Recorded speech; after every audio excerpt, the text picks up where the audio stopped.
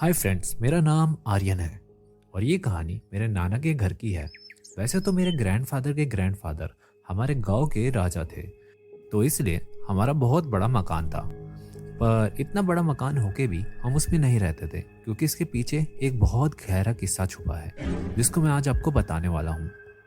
ये बात जब की है जब मैं बहुत छोटा था। मैं और मेरे कजन्स अपने घर वालों के साथ उस मकान में रहने के लिए गए थे। जैसे ही हम उस मकान में पहुंचे, हमें आते ही एक अजीब सा एहसास हुआ। जैसे जब सब मिलके उसके डाइनिंग हॉल पे डिनर कर रहे थे, तभी हमें एक अजीब सी आवाज़ सुनाई दी, जैसे कोई रो रहा हो। ये आवाज़ सुनते ही हम उस आवाज़ के पीछे गए और वो आवाज़ किचन में जाके रुक गई। ये सब देख के हम हैरान हो गए, क्योंकि वो आवाज़ पूरे घर में गूंज रही थी। और जैसे ही हम वापस अपने डाइनिंग हॉल में बैठे, हमें एक बच्चे की रोने की आवाज़ आने लगी और ये आवाज़ भी किचन की तरफ आ रही थी। ऐसा लग रहा था कई सारे बच्चे एक साथ रो रहे हो।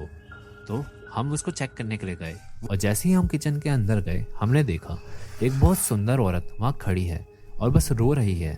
जैसे ही हमने पूछा कि क्या हुआ और यहाँ क्या कर रही हो, वो वहाँ से गायब हो गई। ये देखते ही हमारे नाना समझ गए कि ये कोई भूत प्रेत का साया है और उन्होंने चारों तरफ गंगा जल छिड़क के हनुमान जी का पाठ करा। अब उस शाम बाकी सब तो ठीक रहा, लेकिन जैसे ही रात हुई, मेरे कज़न ने हम सबको टॉयलेट जाने के लिए उठाया। क्योंकि वो डर रहा था, उसने बोला तुम सब भी मेरे साथ चलो। पर जैसे ही हम टॉयलेट पहुंचने वाले थे, हमने रास्ते में एक खिड़की से देखा, बाहर बालकनी में एक औरत खड़ी थी और वो हमारी तरफ ही देख रही थी। उसने एकदम से मेरे को देख के स्माइल मारी और मैं डर के मारे चिल्ला पड़ा। जभी के जभी घर के सारे सदस्य वहाँ पे इकट्ठा हो गए और उन्होंने देखा कि वही औरत जो उस किचन में खड़ी थी, वो वहाँ बालकनी में भी खड़ी है। और जब भी उस औरत ने वहां से छलांग लगाई, हम सबको डर लगा कि उस औरत को कुछ हो ना गया हो, पर ऐसा कुछ नहीं हुआ। और हमने देखा वो औरत वापस खड़ी हुई, उसके हाथ और पैर धीरे धीरे मुड़ने लगे और उसने अपना सिर मोड़ते हुए हमें एकदम से देखा। ये देख के हम सब डर गए और मेरे छोटे कज़न तो रोने भी लगे।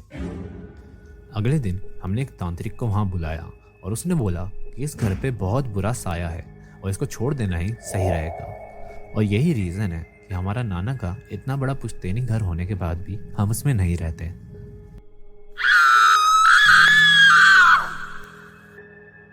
चलो तो दोस्तों, आज के लिए इतना ही। अगर आपको वीडियो पसंद आए तो प्लीज़ लाइक मार देना और उसके साइड वाला सब्सक्राइब भी दबा देना। चलो मिलते हैं until next horror story. Bye bye.